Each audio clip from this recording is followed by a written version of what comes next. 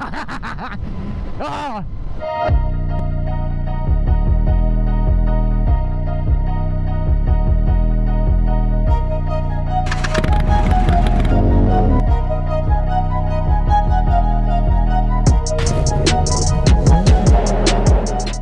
So today I was able to score a quick test ride on the Harley-Davidson Livewire, thanks to my local Harley dealership having a get out and ride event.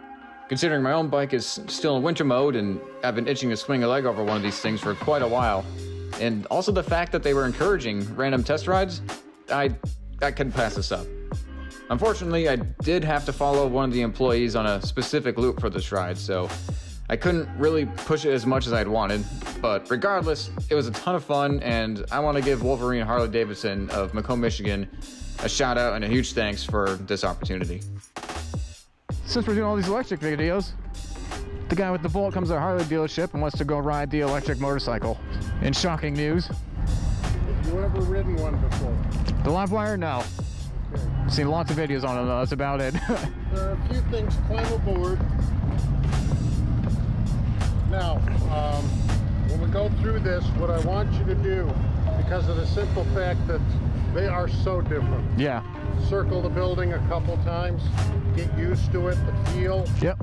Because this thing, you go, it goes. It's fast. It's yeah. electric, and that's what they do. Yep. You get everything they got at once. If you want to, why don't we kind of wheel this out a little bit? Okay. I gotta get the keys. Oh man, this already feels so different. Now, what I would like you to do is take it out and go around the building. Yep. Cool.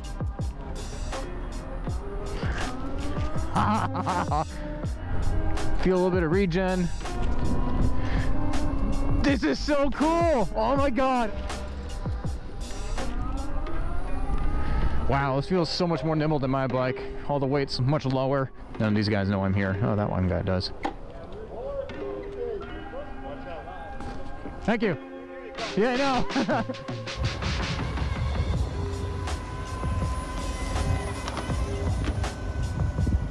This is so, the no clutch is messing me up big time. This is super weird. The throttle feels natural. It doesn't feel jerky or anything. Oh, this is so cool. This thing is so goddamn sick. I love it. Holy shit, I love this thing. I might take another lap or two around here just for fun, so.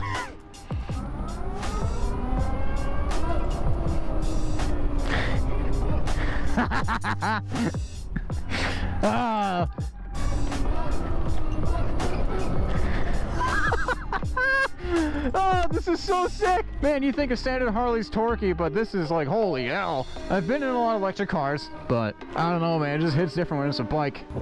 What do you think? Oh, I can't get enough of this thing.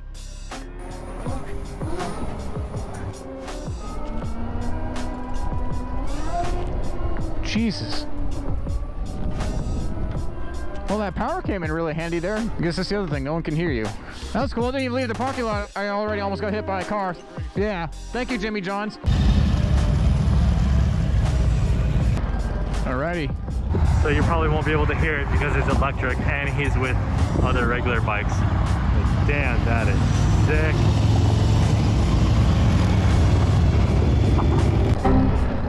God, I keep doing this is so odd, but it's amazing though. It sounds super cool. No clutch. The only thing that sucks about this bike is that it's $30,000, but it is such a cool feeling on this thing. The delivery is smooth, but you can almost see even like what you hear, that whining sound, you can actually even feel it in the bike. There's like this really weird high frequency sort of vibration to it. And it's really cool. So it still kind of gives you that sort of visceral Harley feeling.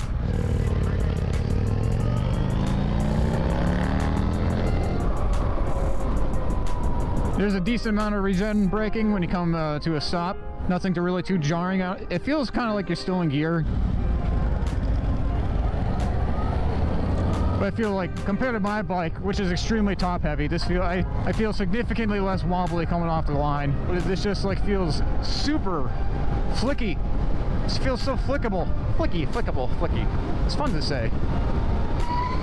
Oh, oh man. Oh my God, that's fast. That's just in regular mode. I'm not even in sport mode. Holy hell. Let me put this bitch in sport mode. There it is, sport mode. Wow, the regen is significantly more aggressive in sport mode. You know, as for ride quality, we are still in the lovely state of Michigan with its impeccable roads. Wow, yeah, the regen is way more aggressive in sport mode. I haven't even touched the brakes. You know, ride quality is kind of hard to tell. I feel like I might be a bit on the firm side for a new bike, but it's smoother than my bike, because my bike is not smooth at all. It's a bit of a ball buster. I'm probably not going to have any kids, but this feels comfortable.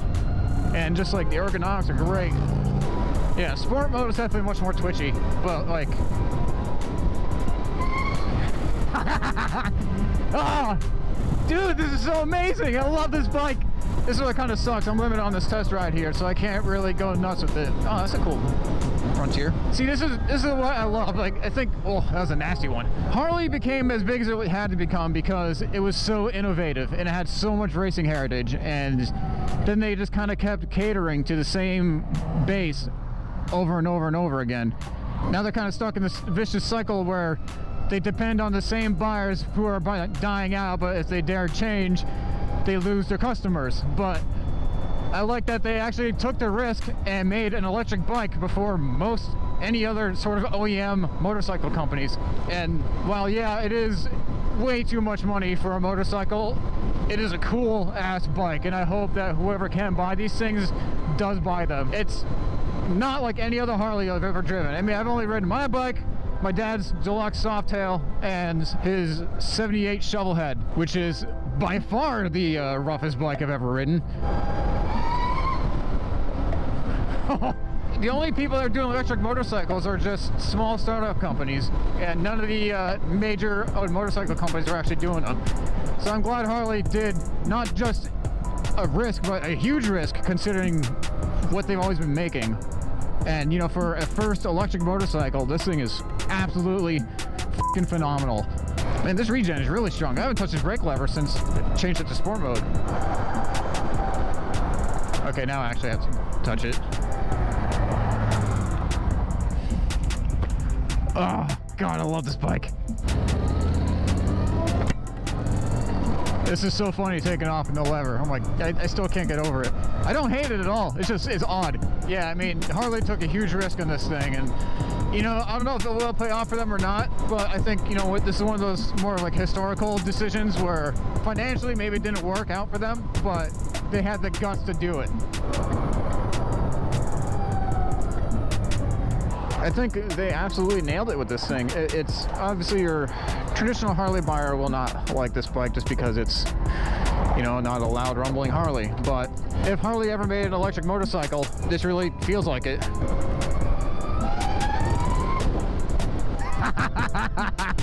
Oh God, I love this bike. Like, it's super responsive. It feels really light on its feet. And like sickeningly fast. It is. Oh God, I love this bike so bad. Yeah, this is a historical bike for Harley. Whether you like this bike or not, this is a bold statement from Harley saying that we are not the same company that everyone thinks of us as anymore. And it's not even just with this bike, but the new Pan America they came out with is actually an amazing bike. I mean, it's, you know, I might be speaking too soon because it hasn't really been out yet, but considering the price and the technology behind it, the design, Harley is turning a page. I was actually fortunate enough to be able to speak to somebody last summer during the Dream Cruise who personally knows Brad Richards, who is the VP design at Harley. And he is well aware of Harley's reputation, and he himself is intimately involved in all the processes behind the Harley-Davidson models that are coming up. Even in the video of them riding the Pan America, it's them. The guys who developed it are actually riding it in the video. It's not some PR or marketing team, it is the actual guy, the white-collar worker, driving the Harley-Davidson.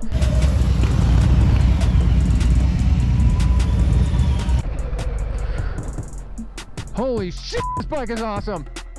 I guess you like it. Oh yeah. So one of the reasons the Livewire is so expensive is that Harley is viewing the Livewire as their flagship bike, according to an interview Brad Richards had with Bike Exif. Which makes sense considering it will outrun, outperform, and out-tech the rest of their lineup. And I can only assume it's also because battery tech is expensive and perhaps, maybe not, this is just me kind of spitballing here, Harley might not expect a whole lot of these to sell because of just how polarizing this bike may be for the brand because of the fact that it's both electric and also a Harley. So they're looking to get some return on investment here. Regardless if it makes the money or not, this bike is excellent for the brand. I think that is awesome that of all the mainstream motorcycle companies, the only one to dive right into electric is Harley, the motorcycle company that is widely viewed as the one that is the most afraid to change. And Harley needed this because, you know, innovate or die. This is the bike that sort of hit the reset button for Harley-Davidson, helping them to rediscover themselves as the once incredibly innovative company they were a century ago that made them into the giant they are today. There's always a place for cruisers, don't get me wrong, but Harley was once at the leading edge of offering different types of motorcycles according to the times, and it looks like Harley just might be finding that groove again. Thanks for watching, everyone. We'll see you next week. Peace.